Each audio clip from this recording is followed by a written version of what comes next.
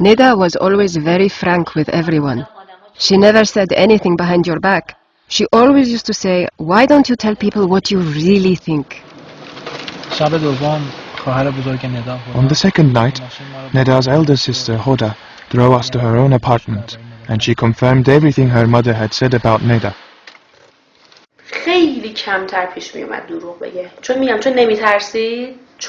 She was really very, very brave.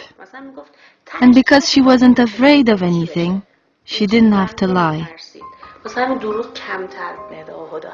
No opportunity was lost to share photographs, stories, memories.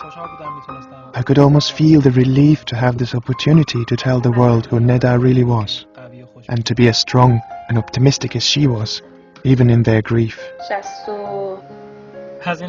Did Neda have your smile? She was always smiling. You would have to search for a moment when she didn't want to smile. She's smiling in almost all the photographs. She was always smiling.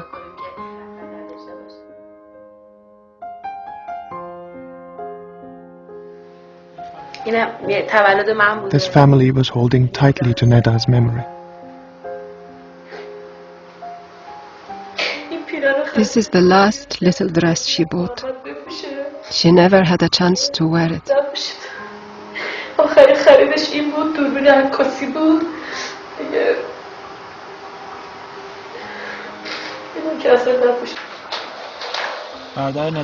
Neda's younger brother, Mohammed, was the closest to Neda. As a sign of mourning, he has neither cut his hair nor shaved since Neda died.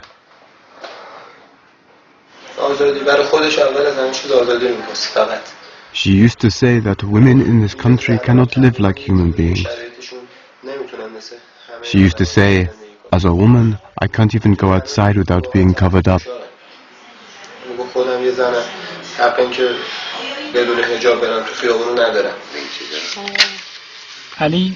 Neda's father, Ali, works for a transport company and is often away from home, but he understood Neda very well. She was a fearless child. There was no fear in her body. I loved her and respected her so much for this courage. Neda, outspoken, brave, clashing with authority almost from the start, a free spirit, confined by a regime that does not value these qualities in a woman. After the revolution, the first targets, the first victims of the revolution were women. The first progressive law they repealed was the family protection law, which protected women at work and at home. And the first targets again were women's clothing, veil, and some of the most reactionary laws, like changing the age of marriage from 18 to 9, depriving women of their civil and judicial rights. And every single reactionary law, the worst kind, pertains to women. A woman risks arrest if seen in public in the company of any male other than a close relative. By law, her arms and legs and her hair must be covered whenever men are present, even on the beach.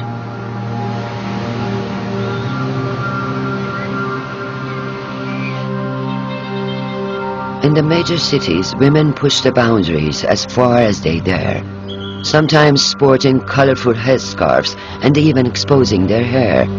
But they risk arrest at any time by the police or the notorious Basiji militia.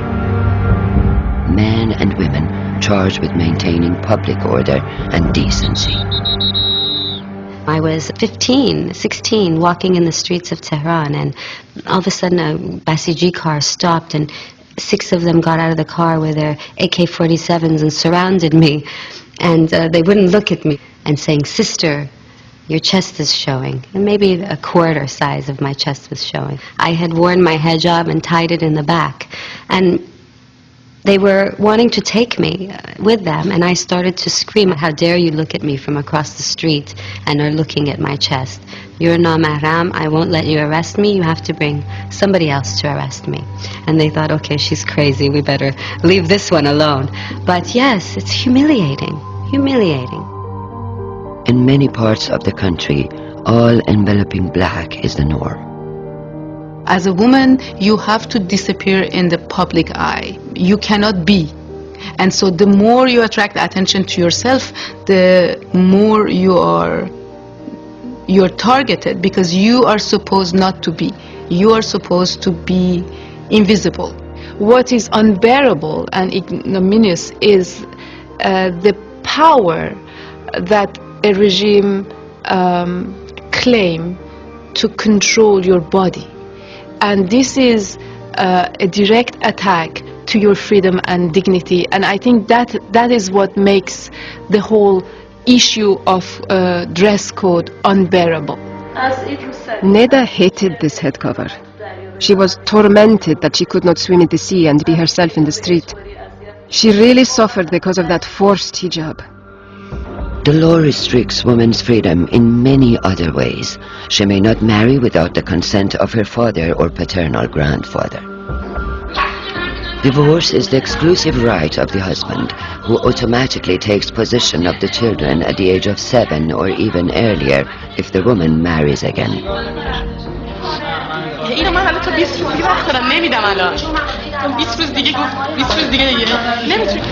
ازدواج کردید وقتی که ازدواج بکنید فرزندها دیگه به شما نمیرسه. من به خود روانی میشم به قرآن مجید. این بچه‌م چه رویه قرار داره؟ Most serious of all, the value of a woman's life, half that of a man's. In court, the weight of a woman's testimony, half that of a man's, particularly unjust in cases of violent assault or rape. If the man says, "No, I did not assault a woman says, "Yes, you did," she has no chance of obtaining a conviction against the man. Even worse, the woman would subsequently be indicted for bringing false testimony. Iran has the highest rate of execution of any country in the world as a proportion of the population. Apart from murder, the death penalty has been imposed for adultery, possession of drugs, homosexual acts, and even non-violent protest.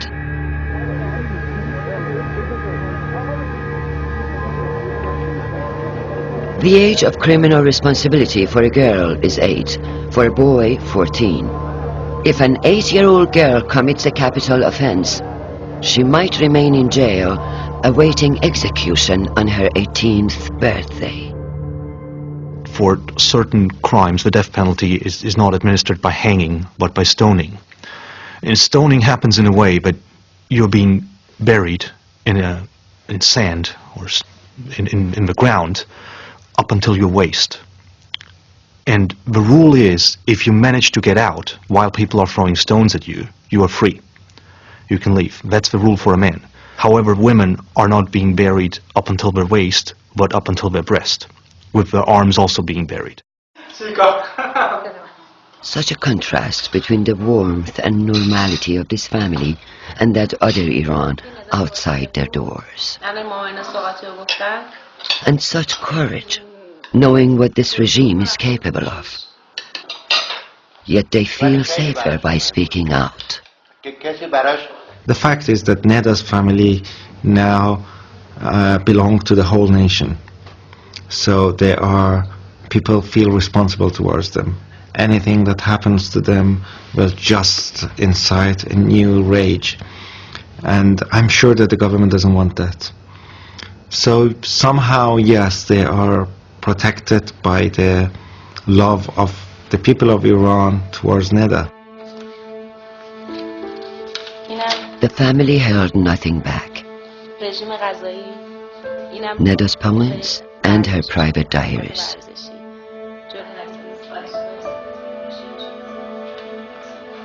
Day after day, meet Amir, the man she'd loved since she was a teenager and married in 2004 when she was 21.